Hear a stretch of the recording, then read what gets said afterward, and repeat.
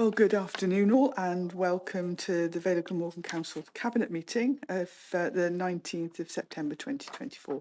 I'm Councillor Liz Burnett and chair of the meeting as the leader of the Vale of Glamorgan Council and Cabinet member for Performance and Resources. We will, as usual, be using the Council's hybrid platform. And so just the usual reminders that the meeting is being live streamed and recorded and will be uploaded to the Vale of Glamorgan Council's website as soon as practicable after the meeting. And also any participants in the chamber should ensure that their microphone is not activated, and for remote attendees that they should mute themselves when not speaking to avoid any background noise or feedback. If anyone wishes to speak, then either indicate in the chamber or use the request to speak function or raise hand function online. We won't be using the any chat function. That's purely to highlight any technical issues or to gain the attention of Democratic Services officers. So that's just the brief housekeeping report, and we can move on to the agenda proper. The first agenda item is apologies for absence. I have one. Councillor Birch is visiting multiple schools today for various things, so she won't be able to join us. But apart from that, we're either all here or online, so that's that. Agenda item 2 is minutes of the meeting held on the 5th of September 2024. So if I could have someone to move their true record. Actually, sorry, I've got to come in because I have got a piece of paper. Oh, right, okay. I nearly forgot it. Right, I do need to say that there was there needs to be a slight amendment in terms of the minutes before we move them as a nearly accurate record. That there was discussion of the draft Vale of Glamorgan Council Annual Self-Assessment 2023-24. During the item, Councillor John made a statement which was included in the references for scrutiny and subsequently in the Cabinet minutes. And that said, Councillor John referred to page 85 of the appendix, which illustrated that paid use of leisure centre use had increased over the last year from 406,353 to 741,551, and praised staff in leisure for their work over the last year. What should have been said was that Councillor John referred to page 85 of the appendix, which illustrated that the number of fitness members paying a monthly fee had increased over the last year from just over 4,000 to 5,575. And as was said, and praised staff in leisure for their work over the last year. The error in the figures in the minutes and references didn't materially impact scrutiny's consideration of the matter, as it wasn't related to the report recommendations. However, for accuracy, we need to correct those figures. Because it would have been good to have had twice the population of the Vale subscribing to our leisure centres, but sadly that is not the case. So if we could make that amendment to the minutes on those figures. So with that amendment, thank you, Leader. So with that amendment then included, I'd like to move the minutes. And I will second that, Leader. Thank you. Thank you. Gwyn. So agenda item 3 is to receive declarations of interest and the nature of such interest, if there are any. I'm not aware of any declarations of interest. Officers are indicating no, so that's fine. We don't have any.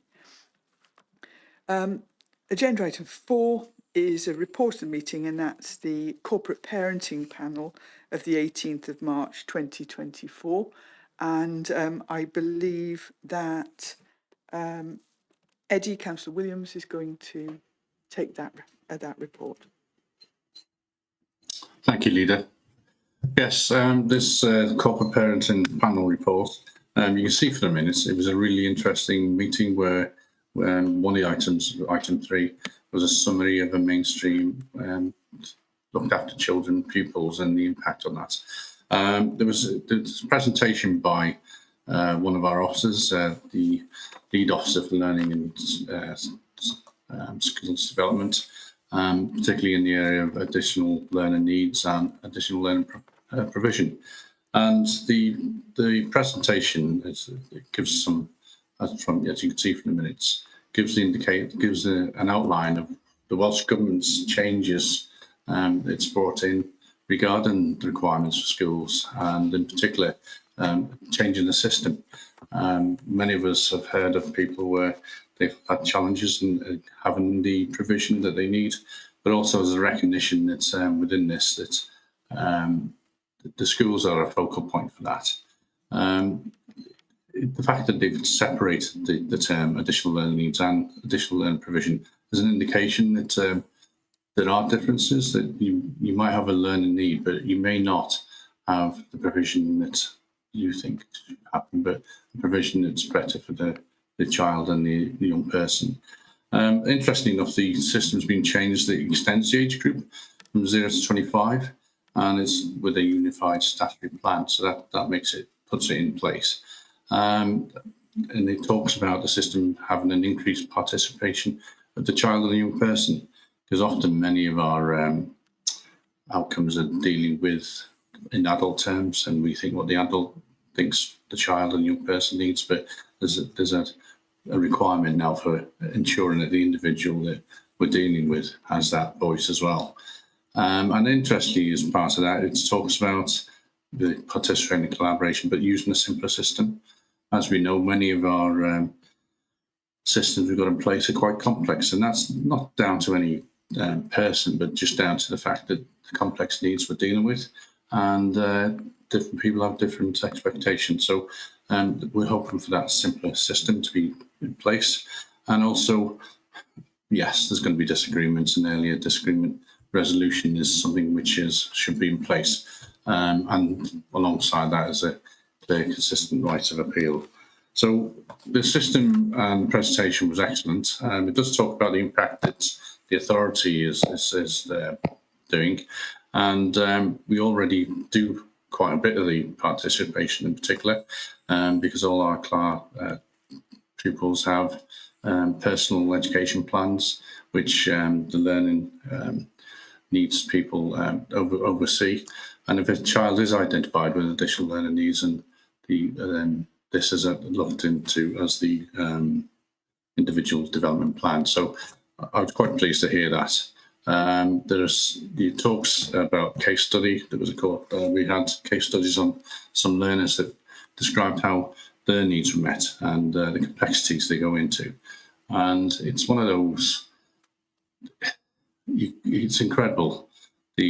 Firstly, the needs that are required that the individuals have, but also how I would say the system responds now, because it's a range of stakeholders that get involved, and the schools in particular, the work that they do, and expertise they provide, they should be given credit to that.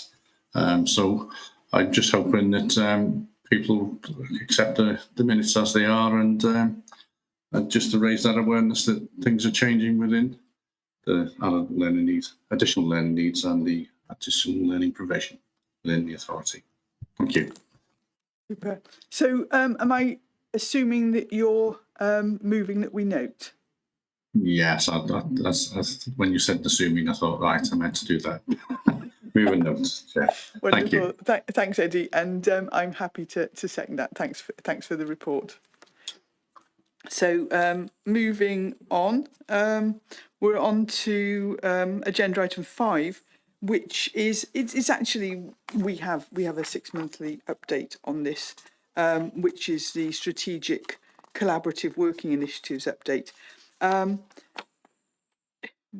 appendix is 16 pages long, and increasingly these days we work in partnership. We work in partnership with, whether it be other local authorities, other public bodies, sometimes with community organisations, a whole range of people, and it's actually quite interesting to look through that appendix. And I think as we move forward into our corporate plan, we will see that the number of collaborations that we enter into actually increases further, and also as a result of the next report that we get as well. So there is the compendium. But I think it's worth noting that actually working in partnership provides extra skills, extra expertise, an extra resource as well. But I was only talking to somebody the other day about supporting young people with complex issues, and the level of expertise they have, it demonstrates that it is essential that we work with them to be able to access their special skills for the benefit of our children. So we do that in so many areas. So it's fairly straightforward. And so in effect, the recommendation is that Cabinet considers the strategic collaborative working initiatives that are in place to support the delivery and development of council services and the council's wellbeing outcomes and objectives. So I would move that we note this report. And I'll second that. Thank you.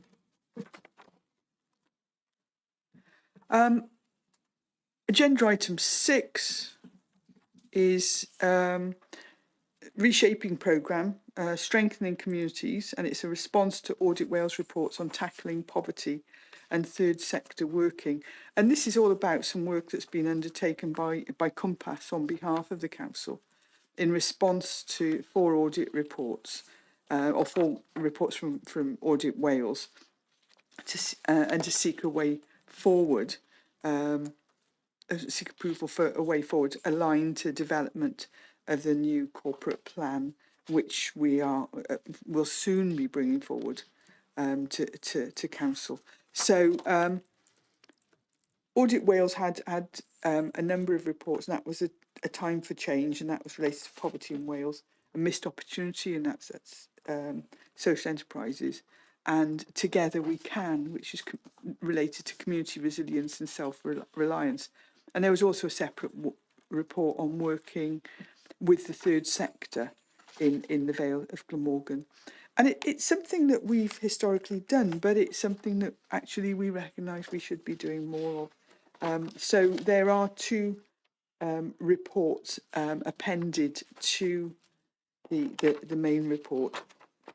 And I'm not going to go into any degree of depth, because this will be going to Corporate Performance and Resources Committee, Community Liaison Committee and the Voluntary Sector Joint Liaison Committee. And I think that the discussions there will actually add to the contents of this report. And so they should be considered in the round by Cabinet. But I think some of the stuff that has come up is that it talks about the amount of work that we currently do with the third sector, but it's a question of how do we align work streams, and I think that's quite an interesting conclusion, because I think that sometimes we tend to be overly specific in the area that we work. There's a recommendation that the council develop a poverty strategy, and again, this is something that we are looking to do. It says that we work well with our third sector partners, but often with the same partners. And I suppose, yes, we do need to be talking more widely to the sector about how our shared objectives and values chime and how we can work more closely together. And there's also a potential for increased understanding of the opportunities of working with the social enterprise sector in the Vale of Glamorgan. So we do work with social enterprise sector, but could we work more? And hopefully these are things that will be explored in the committees, but also with us further. So I said I won't go any further, because I'm looking forward to those conversations. I normally attend 2 of those committees. I'll make sure I attend the community liaison as well, so to be able to hear that. So recommendations for us today are that Cabinet notes the findings and recommendations detailed in the Compass reports attached as appendices A and B to this report. 2, that Cabinet approves the proposed ways forward as described in the body of the report in response to recommendations in the Compass report as aligned to the recommendations in the 4 Audit Wales reports. And 3, that Cabinet refers this report to Corporate Performance and Resources Committee, Community Liaison Committee and Voluntary Sector Joint Liaison Committee for their information and consideration, with any views being referred back to Cabinet for consideration. If we could make sure that all those references come back to the same Cabinet meeting, then we can consider them in the round and hopefully come out with a stronger future resolution. So that would be good. So I would move. Oh, Mark, I can see that you've got your hand up. Thank you very much. Thank you very much, Leader. If we refer to 2.25 in the report on page 8, I think this is a really exciting initiative to try and get web resources built into review, because I think that's really important of the website already taking place for digital transformation. I think access for social enterprises for this area is vital, and I think it will reduce some of the duplication of researching and searching for things if it's here at this particular portal. Yeah, I think that's a good point. And as I said, hopefully when it comes back to us, there'll be support as well for that from the various committees. So we can. Thank you, do that. Leader. But I know that we're doing additional work on the website currently anyway. Right. So as I said, I therefore move it. I'll formally second it for the minutes. Super. So moving on to agenda item 7, and this is a report of the Deputy Leader and Cabinet Member for Sustainable Places. Cardiff Airport Business Park EV charging site. Yes. Yes. This. Okay, so the report is to market or to obtain approval to market and dispose of land at Cardiff Airport Business Park for an EV charging station and the auxiliary uses associated with that. Now, just as a bit of background, an expression of interest was previously received from a company proposing an EV fast charge station on the site. And that is actually indicated on Appendix A, that diagram or the map there. The site is about 1.7 acres and is in the freehold ownership of the Vale Glamorgan Council. So the site for the proposed EV fast charge station is actually situated within a larger area of land, which is approximately 65 acres in the freehold ownership of the council at Cardiff Airport, and that's actually then the bigger map. Then it's in Appendix B. So the 65 acres of council-owned land is identified in the adopted supplementary planning guidance, commonly known as SPG, and earmarked for airport, commercial / business park and educational centre. Now, the project itself is of a specialist nature, so consultants Cenex, who are specialists in low emission transport and energy infrastructure technologies, were commissioned to undertake a feasibility study to advise the council on the viability of an EV charging station and also to provide recommendations on ownership models. So the feasibility study has been completed and various business models and then considered various business models for facilitating the EV charging station. So after consideration of the feasibility study, the conclusion came that the most viable route for facilitating an EV charging station would be to market the site as a lease ownership opportunity. So the council's property section has recently facilitated soft marketing of the site to EV operators in an effort then to see if we could get some expressions of interest. And unsurprisingly, really, a number of providers have shown initial interest in the site. So the next step following this would be to undertake a comprehensive marketing exercise of the site as a leasehold investment opportunity for an EV charging station. So I've got 3 recommendations today. Is 1, that delegated authority be granted to the Director of Place to market and dispose of the site near Cardiff Airport, as I said, which shown in outlined then in Appendix A, by virtue of a lease for use of an EV charging station and ancillary uses, subject to statutory consents, in consultation with the Executive Leader and Cabinet Member for Performance of Resources, Deputy Leader and Cabinet Member for Sustainable Places, and the Head of Finance Section 151 Officer. 2, that delegated authority be granted to the Director of Place to appoint consultants or agents as may be required, such as marketing and land valuation, to assist with the marketing and disposal of the site. 3, that Cabinet authorises the Monitoring Officer, Head of Legal and Democratic Services, or Operational Manager for Legal Services to prepare, complete and execute the appropriate legal documentation required to dispose of the site. And I'd like to move those recommendations. Super. Before I second, Mark wants to come in. Yeah, thank you, Matt. Thank you very much for that presentation, Deputy Leader. Just a couple of points here. I mean, I think it will make the airport more attractive to have EV charging points. And I think, you know, we don't have huge amounts of people use the airport, and really that would really help, I feel, and also may encourage people to, because one of the big worries when people use electric vehicles, of course, is they've done a long journey to get here. They don't really want to charge it straight away.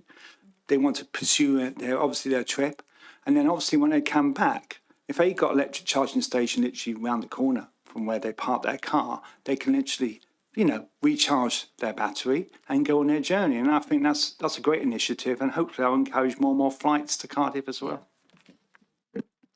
Thank you. So I'm happy to second that report. Thank you.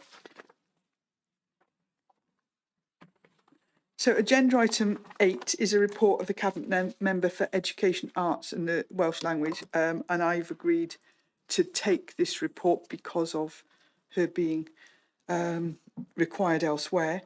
This is again a fairly straightforward report in that we're purely seeking approval to consult on the draft school accessibility strategy for 2025 to 2027. And this is a statutory document that's required. The consultation would run from the 7th of October to the 18th of November. And the strategy actually is sort of mindful of Welsh Government's document planning to increase access to schools for disabled pupils. And it outlines the Council's requirement to prepare, implement, review and update written accessibility strategies for schools. The purpose of the strategy is simple, and it's basic, fits with everything we want to do, is to support the development of fully inclusive learning environments where all learners are given the opportunity to succeed, you know, regardless of their ability or disability. So the Council will publish a consultation document which outlines the strategy. Anyone can respond to the consultation during the consultation period, and obviously it would be sent to Learning and Culture Scrutiny Committee within this. And you know, if you have a look at the drafts at the consultation, we actually have some sort of high level specialist centres. We have some specialist centres within existing schools, and so this our preferred way forward is to support learners to remain as close as possible to their own school and with their peer group, and that will continue for us. But as I said, this is another consultation document, so this is the first step. It will go, as well as consultation, it will go to Learning and Culture Scrutiny Committee, and it will all come back to us for further ratification or amendment if necessary. So the straightforward recommendations before us today are that Cabinet authorises the Director of Learning and Skills to undertake a consultation on the draft school accessibility strategy 2025-2027 found at Appendix A, and secondly that Cabinet refers this report to the Learning and Culture Scrutiny Committee for consideration as part of the proposed consultation exercise. I would move. And I'll second those recommendations. Thank you. And then our final report for today is a report for Cabinet Member for Social Care and Health. And this is the annual report of the Director of Social Services 2023-24. The final version. That sounds like a sequel, doesn't it? Over to Eddie. Thank you, Leader. Yeah, when you look at the report and it says challenge version and draft and final version, just indicates the process that this has been through. Credit to the director for generating this report along with his senior colleagues. The depth and the amount of detail within it gives a good indication of how we've been, how the authority's been working through its responses. The challenge version of the director's report was considered by Healthy Living Social Care Scrutiny Committee in July, and committee members provided positive feedback on it.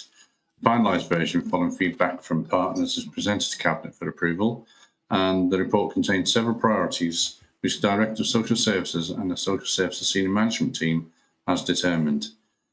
These have been set in the context of significant increases in demand, and the Cabinet is asked to agree these improvements.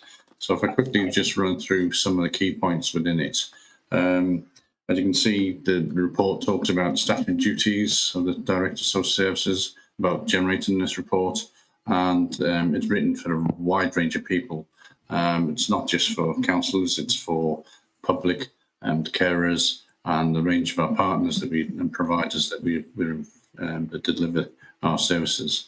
And it's also used by the Care Inspector of Wales as evidence and to guide their inspection programme.